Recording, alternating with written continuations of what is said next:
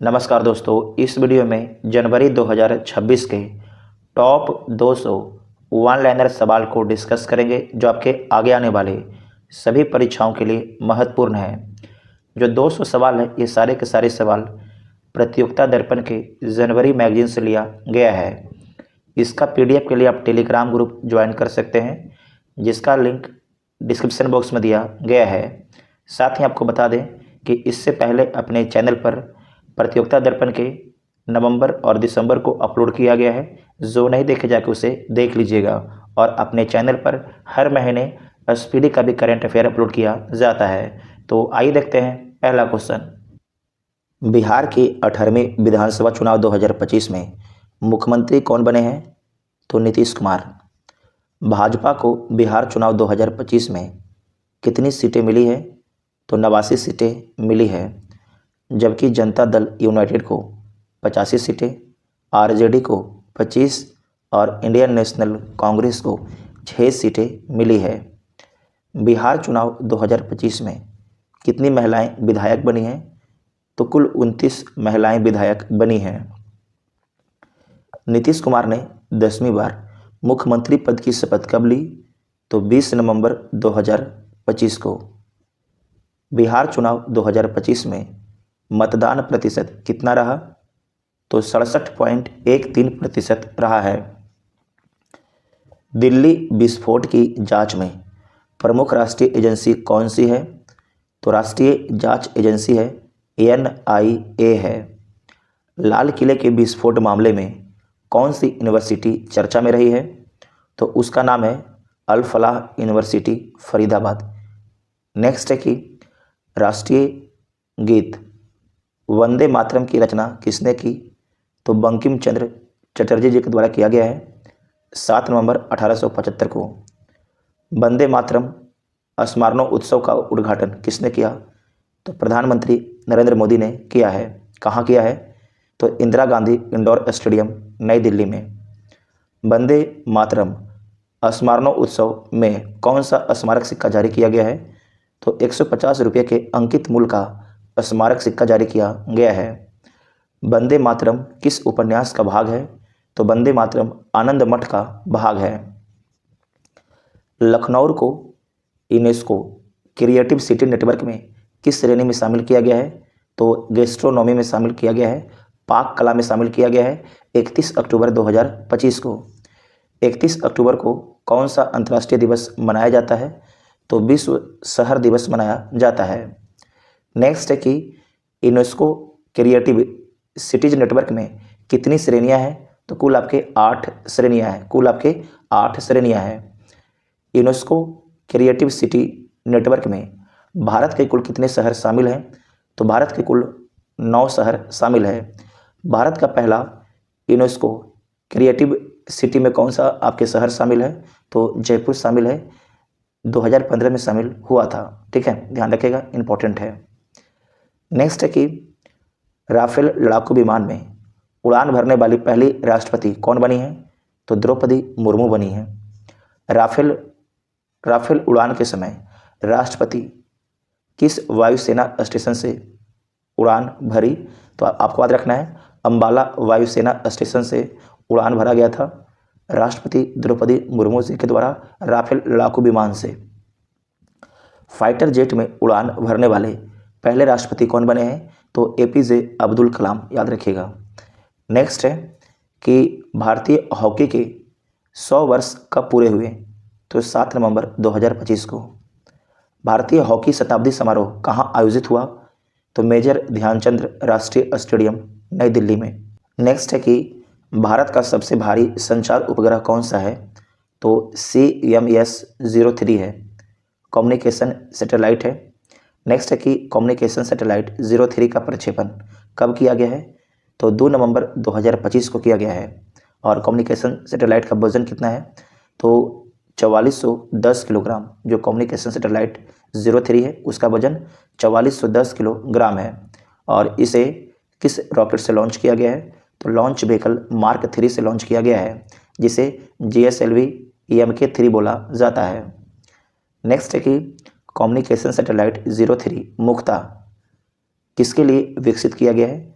तो भारतीय नौसेना के लिए विकसित किया गया है, भारतीय नौसेना के लिए। कम्युनिकेशन सैटेलाइट 03 का अनुमानित जीवन काल कितना है? तो कुल ये 15 वर्षों तक काम करेगा।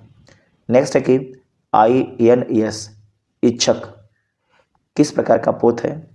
तो ये जल सर्वेक्षण पोत है, जल सर्वेक्षण पोत है। 11,000 मीटर तक ये जल को सर्वेक्षण कर सकता है। नेक्स्ट है कि INS इच्छक को नौसेना में कब शामिल किया गया? तो 7 नवंबर 2025 को। INS इच्छक का निर्माण किसने किया है? तो GRSE कोलकाता के द्वारा किया गया है। Garden reach ship builders and engineers limited Kolkata के द्वारा किया गया है। INS माहे किस श्रेणी का युद्धपोत है? तो anti submarine warfare shallow water craft युद्धपोत है, याद रखिएगा। INS माहे का निर्माण किस शिपयार्ड ने किया? तो कोचिन शिपयार्ड लिमिटेड के द्वारा किया गया है। INS माहे का आदर्श वाक्य क्या है? तो साइलेंट हंटर्स, साइलेंट हंटर्स इसका आदर्श वाक्य है। INS माहे का शुभंकर मस्कट क्या है? तो याद रखिएगा चीता है। नेक्स्ट है UGC ने अक्टूबर 2025 में कुल कितने फर्जी विश्वविद्यालयों की सूची जारी की है? तो कुल 22 फर्जी विश्वविद्यालयों की सूची जारी की है। 27वां दिव्य कला मेला कहाँ आयोजित हुआ? तो लखनऊ विश्वविद्यालय में। पहला दिव्य कला मेला कब और कहाँ हुआ? तो 2 से 6 दिसंबर 2022 को नई दिल्ली में। QS एशिया रैंकिंग 2026 में सर्वाधिक विश्वविद्यालय किस देश के हैं? तो चीन के हैं। QS एशिया रैंकिंग 2026 में भारत के कितने विश्वविद्यालय शामिल हैं? तो 294 शामिल हैं। QS एशिया रैंकिंग 2026 में शीर्ष स्थान किससे मिला है? तो यूनिवर्सिटी ऑफ हांगकांग को, जबकि सेकेंड स्थान पेकिंग यूनिवर्सिटी को मिला है। एशिया रैंकिंग 2026 में भारत का सर्वोच्च रैंक किसे मिला है? तो IIT दिल्ली को मिला है 59वां। 2030 के 24वां राष्ट्रमंडल खेलों की मेजबानी किससे मिली है? तो भारत को मिला है। भारत में कहाँ किया जाएगा? तो भारत में अहमदाबाद में, इम्पॉर्टेंट है। 2030 राष्ट्रमंडल खेलों का विशेष महत्व क्या है? तो यह खेलों का 100वां वर्ष होगा, जो राष्ट्रमंडल है उसका 100वां वर्ष होगा। पहले राष्ट्रमंडल खेल कब और कहाँ हुए थे? तो 1930 में हैमिल्टन कनाडा में हुआ था। भारत ने इससे पहले राष्ट्रमंडल खेलों की मेज़बानी कब की थी? तो 2010 में दिल्ली में की थी। किस न्यायालय ने विधेयकों पर समय सीमा तय करने वाले पुराने फैसले को पलट दिया है? तो सर्वोच्च न्यायालय ने पलट दिया है 5 न्यायाधीशों की संवैधानिक पीठ ने। हाल ही में तेजस विमान दुर्घटनाग्रस्त कहाँ हुई? तो दुबई एयर शो में हाल ही में दुर्घटनाग्रस्त तेजस विमान हुई है। दुबई एयर शो दुर्घटना में शहीद पायलट का नाम क्या था? तो विंग कमांडर नमांस सयाल था। तेजस का निर्माण कौन करता है? तो हिंदुस्तान एरोनॉटिक्स लिमिटेड करता है। दुबई एयर शो 2025 की थीम क्या थी? तो इसका थीम याद रखिएगा, इंपॉर्टेंट है, the future is here, the future is here, याद रखिएगा। नेक्स्ट है international film festival of India के बारे में। तो भारत का 56वां international film festival of India कहाँ आयोजित हुआ है? तो गोवा में। कहाँ पर हुआ है? गोवा में हुआ है। यह गोवा में आयोजित होने वाला कौन सा लगातार वर्ष था? तो 22वां वर्ष आपके गोवा में किया गया है। भारत का 56वां IFFI का उद्घाटन किसने किया? तो राज्यपाल अशोक गणपति राजू और मुख्यमंत्री प्रमोद सावंत के द्वारा किया गया है। नेक्स्ट है कि 56वां international film festival of India का उद्घाटन फिल्म कौन सी थी? तो उद्घाटन फिल्म है द ब्लू ट्रेल। इस फिल्म के निर्देशक हैं गैब्रियल मैस्कारो। नेक्स्ट है कि 56वां international film festival of India की समापन फिल्म कौन सी थी? तो समापन फिल्म है उसका नाम है ए यूजफुल घोस्ट। नेक्स्ट है कि 56वां international film festival of India का फोकस कंट्री कौन सा था? तो जापान, मोस्ट VVI, ठीक है। नेक्स्ट है कि 56वां international film festival of India का पार्टनर कंट्री कौन सा था? पार्टनर कंट्री तो स्पेन था।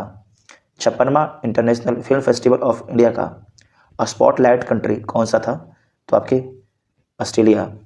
जबकि 56वां international film festival of India का सर्वश्रेष्ठ फिल्म पुरस्कार स्वर्ण मयूर किसे मिला है? तो स्किन ऑफ यूथ को मिला है। ये वियतनाम का फिल्म है। नेक्स्ट है, जबकि रजत मयूर किसे मिला है? तो संतोष दवाकर को मिला है। नेक्स्ट है कि 56वां international film festival of India का सर्वश्रेष्ठ अभिनेता का पुरस्कार किसे मिला है? तो उबिमर रियोस को मिला है। जबकि सर्वश्रेष्ठ अभिनेत्री का पुरस्कार जारा सोफिया ओस्टान को मिला है। इतना ध्यान में रखिएगा।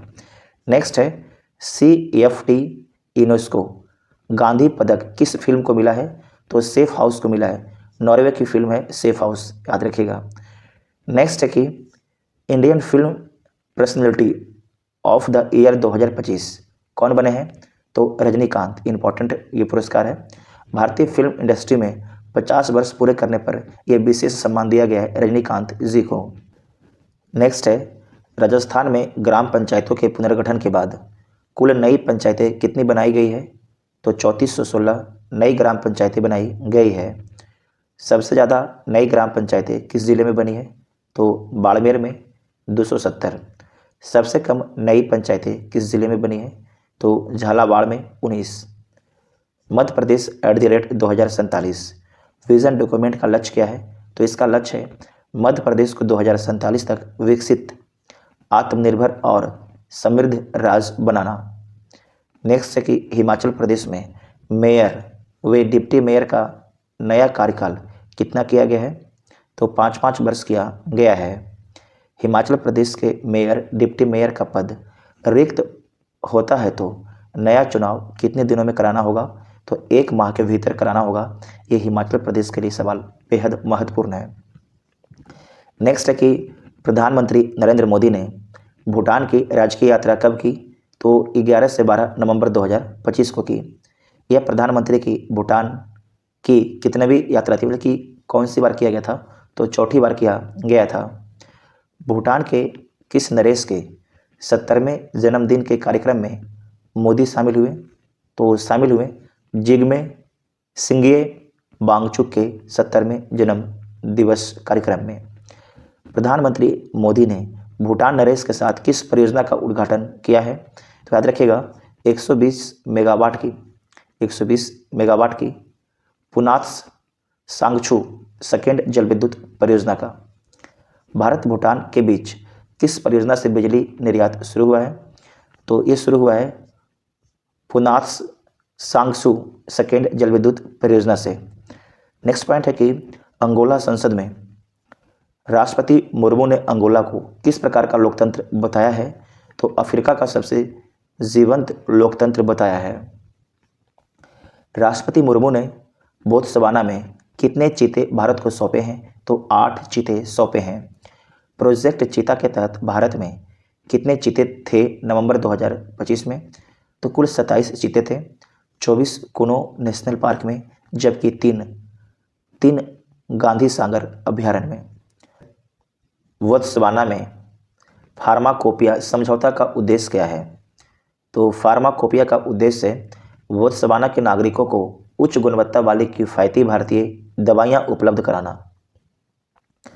भारत बांग्लादेश प्रत्यर्पण संधि पर कब हस्ताक्षर हुए थे? तो 2013 में, और इसमें संशोधन 2016 में हुआ था। भारत चीन कोर कमांडर स्तर की 23वीं वार्ता कहाँ संपन्न हुई? तो चुशुल मोल्दो बैठक केंद्र में, जो लद्दाख में स्थित है। भारत चीन के बीच गलवान घाटी में सैन्य झड़प कब हुई थी? तो जून 2025 में। ये सवाल BPSC के द्वारा पूछा गया था। G20 का 20वां शिखर सम्मेलन कहाँ आयोजित हुआ? तो जोहान्सबर्ग दक्षिण अफ्रीका में आयोजित हुआ है। 20वें G20 शिखर सम्मेलन की अध्यक्षता किसने की? तो आपको ध्यान रखना है दक्षिण अफ्रीका के राष्ट्रपति सिरिल रामफोसा के द्वारा। किसने किया? तो सिरिल रामफोसा ने किया है। 20वें G20 शिखर सम्मेलन का विषय थीम क्या था? तो एकजुटता, समानता और अस्थिरता, VVI पॉइंट है। 19वां G20 शिखर सम्मेलन कहाँ आयोजित हुआ था? तो रियो डी जेनरो, ब्राज़ील में हुआ था। 2025 में G20 ट्राइका में कौन कौन से देश शामिल थे? तो दक्षिण अफ्रीका, ब्राज़ील और अमेरिका। किस देश ने G20 शिखर सम्मेलन 2025 का बहिष्कार किया? तो अमेरिका ने बहिष्कार किया था। भारत किस विषय पर 2026 में AI शिखर सम्मेलन आयोजित करेगा? तो करेगा सर्वजन हिताय, सर्वजन सुखाय। इसे इंपॉर्टेंट समझिएगा, वेरी वेरी इंपॉर्टेंट है, ठीक है। नेक्स्ट है कि G20 के 21वें शिखर सम्मेलन का प्रस्तावित आयोजक स्थल क्या है? तो डोराल, मियामी, अमेरिका में है। दिसंबर 2026 में होगा। G20 में कुल कितने सदस्य हैं? तो 19 देश हैं और 2 संगठन हैं। G20 का 21वां सदस्य संगठन कौन सा है? तो अफ्रीकी संघ है। नेक्स्ट है कि इब्सा का पूर्ण रूप क्या है? तो India Brazil South Africa dialogue forum, IBSA का फुल फॉर्म होता है। इसे भी ध्यान से याद रखिएगा। इसका PDF के लिए आप टेलीग्राम ग्रुप ज्वाइन कर लीजिएगा, जिसका लिंक डिस्क्रिप्शन बॉक्स में दिया गया है। नेक्स्ट है कि इब्सा की 6ठी शिखर बैठक कब और कहाँ संपन्न हुई? तो 23 नवंबर 2025 को जोहान्सबर्ग में। जोहान्सबर्ग कहाँ है सर? तो दक्षिण अफ्रीका में है। इब्सा की 6ठी शिखर बैठक किन नेताओं की उपस्थिति में हुई? तो प्रधानमंत्री नरेंद्र मोदी भारत के, ब्राज़ील के राष्ट्रपति लूला डी सिल्वा और दक्षिण अफ्रीका के राष्ट्रपति सिरिल रामफोसा के उपस्थिति में। इब्सा की पिछली 5वीं शिखर बैठक कब और कहाँ हुई थी? तो 5वीं बैठक आपके अक्टूबर 2011 में प्रिटोरिया, दक्षिण अफ्रीका में हुआ था। इब्सा डिजिटल सहयोग के लिए क्या नया प्रस्ताव रखा है? तो इब्सा डिजिटल इनोवेशन एलायंस रखा है। खाद्य सुरक्षा और जलवायु के लिए कौन सा नया फंड प्रस्तावित किया गया है? तो IBSA fund for climate resilient agriculture नया फंड प्रस्तावित किया गया है। इब्सा संवाद मंच का मुख्य उद्देश्य क्या है? तो दक्षिण सहयोग को बढ़ावा देना। ये इंपॉर्टेंट पॉइंट है। पहला इब्सा शिखर सम्मेलन कब और कहाँ हुआ?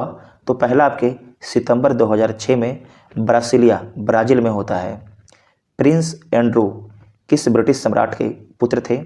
तो महारानी एलिजाबेथ द्वितीय के पुत्र हैं। प्रिंस एंड्रू से शाही उपाधि कब छीनी गई? तो 30 अक्टूबर 2025 को। प्रिंस एंड्रू का पूरा नाम क्या है? तो एंड्रू माउंटबेटन विंडसर इनका पूरा नाम है। प्रिंस एंड्रू पर किस प्रकार का आरोप था? तो इन पर आरोप था यौन शोषण और सेक्स स्कैंडल में शामिल होने का। जिस महिला ने इन पर आरोप लगाया उसका नाम क्या था? तो वर्जीनिया गिउफ्रे की पुस्तक का नाम क्या है? Nobody's girl. प्रिंस एंड्रू का नाम किस अमेरिकी अरबपति से जुड़ा हुआ था? तो जेफरी एपस्टीन से जुड़ा हुआ था। अभी चर्चा में था, आप लोग सुने भी होंगे, ठीक है। नेक्स्ट है कि COP 30 का आयोजन कब और कहाँ हुआ? तो COP 30 का आयोजन 10 से 22 नवंबर 2025 को बेलेम, ब्राज़ील में हुआ। COP 30 का आयोजन किस संस्था के अंतर्गत हुआ? तो UNFCCC के नेतृत्व में हुआ। संयुक्त राष्ट्र जलवायु परिवर्तन फ्रेमवर्क कन्वेंशन के नेतृत्व में होता है, याद रखिएगा, इंपॉर्टेंट है। नेक्स्ट है कि COP 30 की अध्यक्षता किसने की है? तो आंद्रे कोरिया डो लागो ने। COP 30 में भारत के प्रतिनिधि मंडल का नेतृत्व किसने किया? तो भूपेंद्र यादव जी के द्वारा किया गया है। COP 30 का प्रमुख उद्देश्य क्या था? तो नए जलवायु वित्त लक्ष्य पर सहमति। भारत के अनुसार जलवायु परिवर्तन का सबसे ज़्यादा असर किन पर पड़ रहा है? तो विकासशील देशों की जनता पर जलवायु परिवर्तन का सबसे ज़्यादा असर पड़ रहा है। नेक्स्ट पॉइंट है कि COP 30 में कौन सा नया तंत्र अपनाया गया है? तो जस्ट ट्रांजिशन मैकेनिज्म आपके नया तंत्र अपनाया गया है। 1.5 डिग्री सेल्सियस लक्ष्य की निगरानी के लिए कौन सी पहल शुरू की गई है? तो ग्लोबल इम्प्लीमेंटेशन ट्रैकर शुरू किया गया है। दोबारा देखिएगा कि 1.5 डिग्री सेल्सियस लक्ष्य की निगरानी के लिए कौन सी पहल शुरू किया गया है, तो ग्लोबल इम्प्लीमेंटेशन ट्रैकर शुरू किया गया है। COP31 की मेजबानी कौन करेगा, तो तुर्की ये देश करेगा, VVI कर लीजिएगा। COP30 और COP31 कहाँ हुआ, कहाँ होगा, एकदम ध्यान से याद रखिएगा। हो सकता है तो आप 29वां COP29 भी याद रखिएगा। 2024-25 के कृषिगत उत्पादन के फाइनल आंकड़े किस मंत्रालय ने जारी किए हैं, तो जारी किया गया है कृषि एवं किसान कल्याण मंत्रालय के द्वारा। 2024-25 में कुल खाद्यान्न उत्पादन कितना अनुमानित है, तो 3577.32 लाख मीट्रिक टन, ये आपकी रिकॉर्ड है। इसमें चावल का उत्पादन 1501.84 लाख मीट्रिक टन, गेहूं का उत्पादन 1179.45 लाख मीट्रिक टन, ठीक है। उसके बाद जो दाल है इसका उत्पादन कितना, तो इसका उत्पादन है 256.83 लाख मीट्रिक टन। चीनी का जो कि चीनी उत्पादन का अनुमान किस संस्था ने जारी किया है, तो ये जारी किया गया है ISM के द्वारा जारी किया गया है। Indian sugar and bio energy manufacturers association के द्वारा जारी किया गया है। भारत में पहली बार पूर्णतः यात्री विमान कौन बनाएगा, तो हिंदुस्तान एरोनॉटिक्स लिमिटेड बनाएगा। हिंदुस्तान एरोनॉटिक्स लिमिटेड किस रूसी कंपनी के सहयोग से ये विमान बनाएगा, यात्री विमान, तो उस कंपनी का नाम है यूनाइटेड एयरक्राफ्ट कॉरपोरेशन के सहयोग से बनाएगा। और जो यात्री विमान बनेगा उसका नाम क्या रखा जाएगा, तो SJ-100 सुपरजेट 100 रखा जाएगा।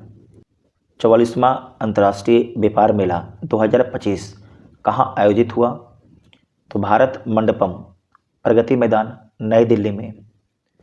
नेक्स्ट है कि 44वां अंतर्राष्ट्रीय व्यापार मेला 2025 की थीम क्या है, तो एक भारत श्रेष्ठ भारत। 44वां अंतर्राष्ट्रीय व्यापार मेला 2025 के साझेदार राज्य कौन कौन थे, तो बिहार और उत्तर प्रदेश। 8वें वेतन आयोग के अध्यक्ष कौन है, तो जस्टिस रंजना प्रकाश देसाई। 8वें वेतन आयोग का गठन कब हुआ, तो जनवरी 2025 में घोषणा होता है, जबकि नियुक्ति अक्टूबर 2025 में होता है। 8वें वेतन आयोग की सिफारिश कब से लागू होगी, तो 1 जनवरी 2026 से। IIDEA का पूर्ण नाम क्या है, तो international institute for democracy and electoral assistance. IIDEA की स्थापना कब हुई, तो 1995 में। मुख्यालय है स्टॉकहोम स्वीडन देश में। IIDEA के वर्तमान अध्यक्ष 2025 में कौन है, तो ज्ञानेश कुमार हैं, ये भारत के मुख्य चुनाव आयुक्त हैं। नेक्स्ट है नियुक्तियां में भारतीय मानक ब्यूरो के महानिर्देशक कौन बने हैं, तो संजय गर्ग बने हैं। नए रक्षा लेखा महानियंत्रक कौन बने हैं, तो विश्वजीत सहाय बने हैं। भारत के नए अस्थायी प्रतिनिधि कौन बने हैं, तो चरणजीत सिंह बने हैं। E1 कॉन्फ्रेंस ऑन डिसआर्मामेंट, हाँ कौन बने हैं, तो चरणजीत सिंह बने हैं, ठीक है, याद रखिएगा। भारत के 53वें मुख्य न्यायाधीश कौन बने हैं, तो जस्टिस सूर्यकांत बने हैं। यूनेस्को के 12वें महानिर्देशक कौन बने हैं, डॉक्टर खालिद एल एनानी बने हैं। वर्ष 2025 का बुकर पुरस्कार किसे मिला है, तो बुकर पुरस्कार मिला है डेविड एस जेले को। इनका उपन्यास का नाम है फिल्स। बुकर पुरस्कार जीतने वाली पहली भारतीय महिला कौन बनी है, तो अरुंधति रॉय बनी है। महाराष्ट्र भूषण पुरस्कार 2024 किसे मिला है, तो राम सुतार को मिला है। जानकी देवी बजाज पुरस्कार 2025 किसे मिला है, तो ये मिला है त्रिवेणी आचार्य को मिला है। राष्ट्रीय जल पुरस्कार की शुरुआत कब हुई, तो 2018 में होता है। सर्वश्रेष्ठ राज्य राष्ट्रीय जल पुरस्कार 2024 किसे घोषित किया गया है? तो महाराष्ट्र को। तो जल पुरस्कार 2024 का किसे दिया गया है? तो महाराष्ट्र को दिया गया है। इंदिरा गांधी अंतर्राष्ट्रीय पुरस्कार 2024 किसे मिला है? तो मिशेल बैचलेट को मिला है। इनका संबंध चिली से है, इसे आप 20 स्टार लगाइएगा। पुरस्कार की स्थापना 1986 में हुआ था। मिस अर्थ 2025 का खिताब किसने जीता है? तो नताली पुस्किनोवा के द्वारा जीता गया है। इनका संबंध चेक गणराज्य से है। मिस यूनिवर्स 2025 कौन बनी है? तो फातिमा बॉस बनी है। इनका संबंध मैक्सिको से है। मिस इंटरनेशनल 2025 कौन बनी है? तो ये बनी है कैटालिना ड्विक बनी है। इनका संबंध कोलंबिया से है। हाल ही में निधन वाले भारतीय मूल के अरबपति, ब्रिटिश उद्यमी और हिंदुजा समूह के चेयरमैन कौन है? तो गोपी चंद्र पी हिंदुजा हैं। हाल ही में निधन हुए बॉलीवुड के दिग्गज अभिनेता धर्मेंद्र का पूरा नाम क्या है? तो धर्मेंद्र केवल कृष्ण देओल उनका पूरा नाम है। जो धर्मेंद्र आपके केवल कृष्ण देओल, तो इनका निधन कब हुआ है? तो 24 नवंबर 2025 को। और कहाँ? तो मुंबई में 89 वर्ष की आयु में इनका निधन हुआ है। धर्मेंद्र की जो पहली फिल्म है दिल भी तेरा हम भी तेरे, ये 1960 में रिलीज हुआ था। तेलंगाना मंत्रिमंडल में हाल ही में शामिल होने वाले पूर्व भारतीय क्रिकेटर कप्तान कौन है? तो मोहम्मद अजरुद्दीन है। देखिए थोड़ा मेरा आवाज़ जो है ना मोटा है, क्योंकि मेरा गला एक तरीके से फंस गया था। तो हम 3-4 दिन से प्रयास कर रहे थे वीडियो रिकॉर्ड हो जाए, लेकिन आज गला हल्का ठीक हुआ है तो रिकॉर्ड हो रहा है। आपको थोड़ा पहले का वीडियो और आज के वीडियो में आवाज़ में थोड़ा सा अंतर बुझा रहा होगा, तो थोड़ा मैनेज कीजिएगा, उसके लिए सॉरी यार। नेक्स्ट है कि 7 नवंबर को कौन सा दिवस मनाया गया है? तो राष्ट्रीय कैंसर जागरूकता दिवस मनाया गया है। 11 नवंबर को भारत में कौन सा दिवस मनाया गया है? तो राष्ट्रीय शिक्षा दिवस मनाया गया है। 15 नवंबर को कौन सा दिवस जनजातीय स्वतंत्रता सेनानियों की स्मृति में मनाया गया है? तो जनजातीय गौरव दिवस को मनाया गया है। 26 नवंबर को भारत में कौन सा दिवस मनाया गया है? तो राष्ट्रीय विधि दिवस मनाया गया है, संविधान दिवस मनाया। नेक्स्ट है पुस्तकें में आइएगा। The magic of lost earnings पुस्तक के लेखक कौन है? तो सुधा मूर्ति हैं। नेक्स्ट है the loneliness of Sonia and Sunny पुस्तक के लेखक कौन है? तो किरण देसाई हैं, किरण देसाई। नेक्स्ट है द विंडो पुस्तक के लेखक कौन है? तो जॉन ग्रिशम है। ये तीनों याद रखिएगा, मोस्ट VVI है। भारत पर्व का आयोजन किसकी स्मृति में किया गया है? तो सरदार वल्लभ भाई पटेल की स्मृति में किया गया है। 1 से 15 नवंबर 2025 को। भारत पर्व कहाँ आयोजित हुआ है? तो एकता नगर केवड़िया गुजरात में हुआ है। सरदार पटेल की 150वीं जयंती पर कितने मूल्य का स्मारक सिक्का जारी किया गया है? तो 150 रुपये के स्मारक सिक्का जारी किया गया है। राष्ट्रीय एकता दिवस कब मनाया जाता है? तो 31 अक्टूबर को। विश्व का सबसे बड़ा म्यूजियम कहाँ खोला गया है? तो गीजा काहिरा में खोला गया है। ठीक है, और किस देश में है? तो मिस्र में है। संग्रहालय का नाम है ग्रांड इजिप्शियन म्यूजियम, इसका नाम है। ध्यान से याद रखिएगा, बहुत ही इंपॉर्टेंट सवाल है। सरदार पटेल की स्मृति में क्या क्या जारी किया गया? तो विशेष डाक टिकट और स्मारक सिक्का जारी किया गया है। सैन्य अभ्यास में है त्रिशूल युद्ध अभ्यास कहाँ आयोजित हुआ है? तो राजस्थान के जैसलमेर में। जो त्रिशूल युद्ध अभ्यास है इसमें भारत के थल सेना, वायुसेना और नौसेना शामिल थी। त्रिशूल अभ्यास का मुख्य उद्देश्य क्या था? तो तीनों सेनाओं के बीच समन्वय बढ़ाना। 11वां मित्र शक्ति किन दो देशों का संयुक्त अभ्यास है? तो भारत और श्रीलंका का। इस बार का जो अभ्यास है बेलगामी कर्नाटक में हुआ है। बिनबैक्स अभ्यास किन देशों के बीच होता है? तो बिनबैक्स भारत और वियतनाम के बीच में होता है। बिनबैक्स 2025 कहाँ आयोजित हुआ है? तो 2025 वाला हनोई वियतनाम में हुआ है। और ये कौन सा संस्करण था? तो ये 6ठा संस्करण था। गरुड़ वायुसेना अभ्यास किन देशों के बीच होता है? तो भारत और फ्रांस के बीच में गड़ूर होता है और 2025 में इसका 8वां संस्करण था, याद रखिएगा। और इसका आयोजन कहाँ हुआ है 2025 में? तो मोंट डे मार्सन एयरबेस फ्रांस में हुआ है। देखिए लोकेशन अब पूछा जाता है कि कौन सा अभ्यास कहाँ पर हुआ, किस साल हुआ, ये बड़ा ज़्यादा ट्रेंड चल रहा है आपके करंट अफेयर में। इस कारण से आपको जो है अब आयोजन कहाँ होता है ये भी दिया जाता है। नेक्स्ट है कि पूर्वी प्रचंड प्रहार कहाँ आयोजित हुआ? तो अरुणाचल प्रदेश के मेचुका में। पूर्वी प्रचंड प्रहार किस प्रकार का अभ्यास है? तो ये त्रिसेवा है, इसमें थल, वायु और नौसेना तीनों भाग लेती हैं। पूर्वी प्रचंड प्रहार से पहले कौन से अभ्यास हुए थे? तो भाला प्रहार, ये 2023 में हुआ था, जबकि 2024 में हुआ है पूर्वी प्रहार, याद रखिएगा, इंपॉर्टेंट है। इंदिरा मैराथन 2025 का आयोजन कहाँ हुआ? तो प्रयागराज उत्तर प्रदेश में। इंदिरा मैराथन 2025 का आयोजन किनके द्वारा संयुक्त रूप से किया गया है?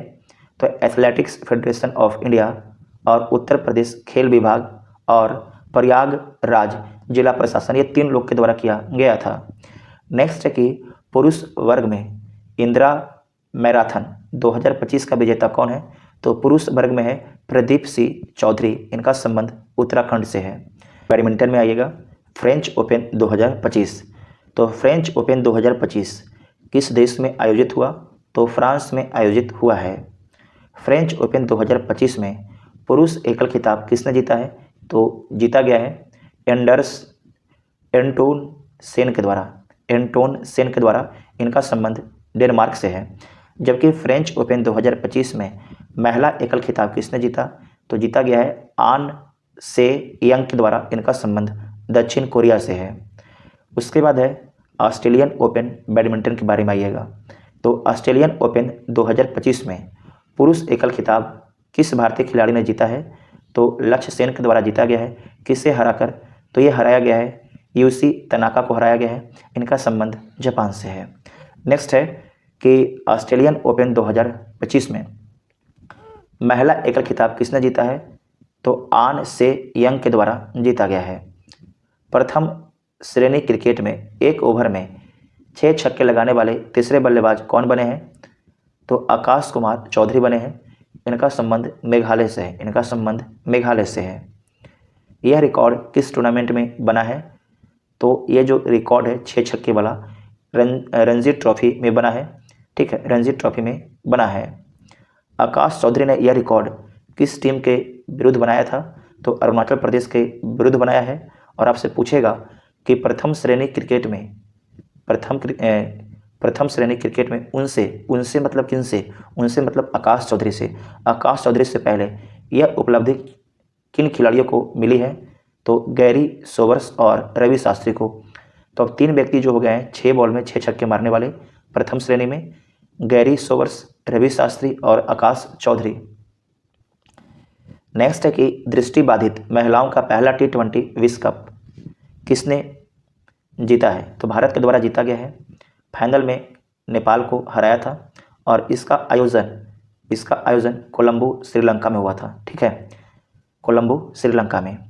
104 वर्ष में पहली बार एशेज टेस्ट कितने दिन में समाप्त हुआ? तो याद रखिएगा 104 वर्षों में पहली बार जो एशेज टेस्ट है ये आपके 2 दिन में समाप्त हुआ, 104 वर्ष बाद।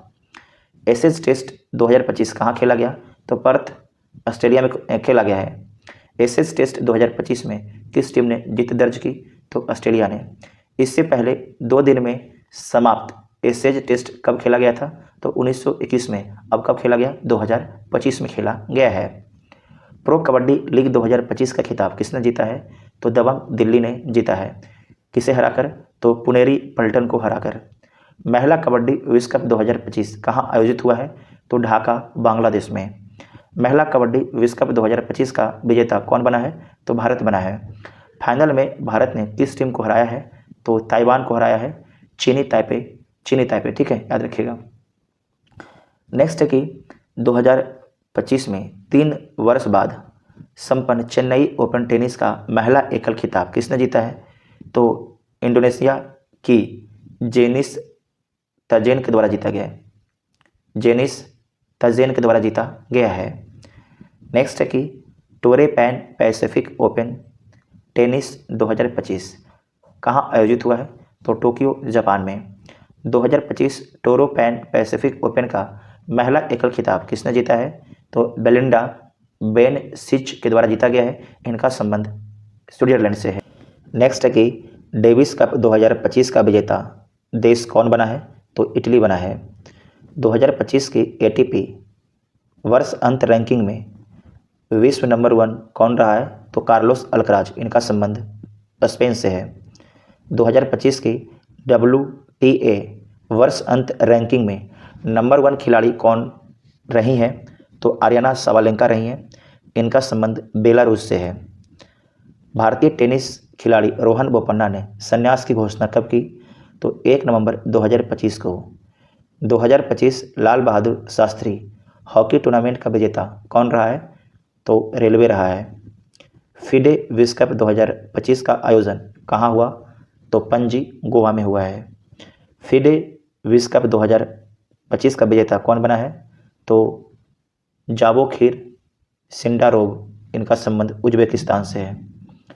फिडे विश्व कप जीतने वाले सबसे युवा खिलाड़ी कौन बने हैं? तो जावोखिर सिंडारोव। इनका संबंध 19 वर्ष का है। ये 19 वर्ष के हैं और इनका संबंध उज्बेकिस्तान से था। ब्राजीलियन ग्रैंड प्रिक्स 2025 का विजेता कौन रहा है? तो लैंडो नॉरिस। ठीक है। नेक्स्ट है कि लास वेगास ग्रैंड प्रिक्स 2025 का विजेता कौन बना है? तो मैक्स वर्स्टेपन बने हैं। ये रेडबुल के ड्राइवर हैं। तो जनवरी महीने का जितना भी सवाल था प्रतियोगिता दर्पण का सभी को कंप्लीट कर लिया गया है। अगर वीडियो आपको पसंद आता है तो चैनल को सब्सक्राइब कीजिएगा और वीडियो को अपने दोस्तों में शेयर जरूर कीजिएगा। इसका PDF के लिए टेलीग्राम ग्रुप ज्वाइन कर लीजिएगा जिसका लिंक डिस्क्रिप्शन बॉक्स में दिया गया है। Thank you.